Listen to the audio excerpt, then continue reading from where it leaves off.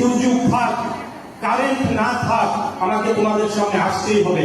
কারণ আমার যুবক ভাইরা বোনেরা অন্তত পক্ষে এই প্রোগ্রামের জন্য অপেক্ষা করবে, আমার জন্য অপেক্ষা করবে।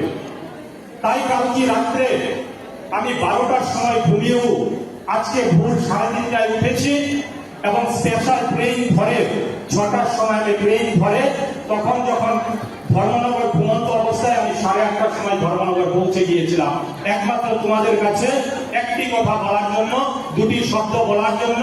যারা এখানে উপস্থিত আছো সকলকে আমার তরফ থেকে এবং দলের পক্ষ থেকে অনেক অনেক কংগ্রেচুলেশন। নমস্কার জানাচ্ছি।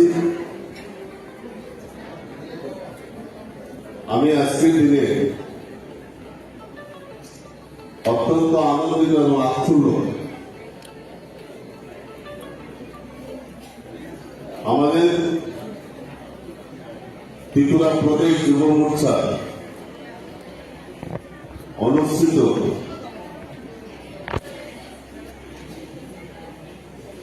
এইবারে যারা মাধ্যমিক এবং উচ্চ মাধ্যমিকে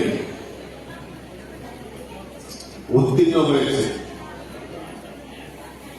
সেই ছাত্রছাত্রীদেরকে নিয়ে যে সংবর্ধনা কর্মসূচি গোটা রাজ্যে অনুষ্ঠিত হচ্ছে, তারই অঙ্গ হিসাবে আমাদের উত্তর ত্রিপুরা জেলা যুবরাজনগর যুব মোর্চার উদ্যোগে এই এলাকা থেকে আমাদের গর্বের, আমাদের স্বপ্নের, আগামী দিনের যারা ভবিষ্যৎ সেই ছাত্রছাত্রীদের সাফল্যতাকে সামনে রেখে যে অভিনন্দন কর্মসূচি হাতে নেওয়া হয়েছে এবং এখানে এত বড় মাত্রায়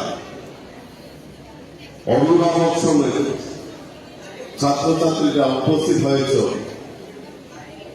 আমি সবাইকে নত মস্তিষ্কে আমি প্রণাম জানাই এবং আগামী ভবিষ্যৎ আরো উজ্জ্বল হোক, আরো উদ্যমী হোক এবং এই দেশের জন্য, এই সমাজের জন্য, এই যুবরাজনগরের জন্য প্রত্যেক ছাত্রছাত্রী যাতে এক একটা অধ্যায় রচনা করতে পারে। নমস্কার। আজকে ভারতীয় জনতা যুব মোর্চার উদ্যোগে আমাদের সুন্দর একটা প্রোগ্রাম নব স্বপ্নের উড়ান, সুন্দর একটা নাম দিয়েছে যুব মোর্চা। এবং আমরা যাদেরকে আজকে সম্বোধিত করছি তারা আমাদের আগামী দিনের ভবিষ্যৎ। এই অনুষ্ঠানে সভাপতিত্ব করছে যুবরাজনগর যুব মোর্চার সাধারণ সম্পাদক সঞ্জিত সেন।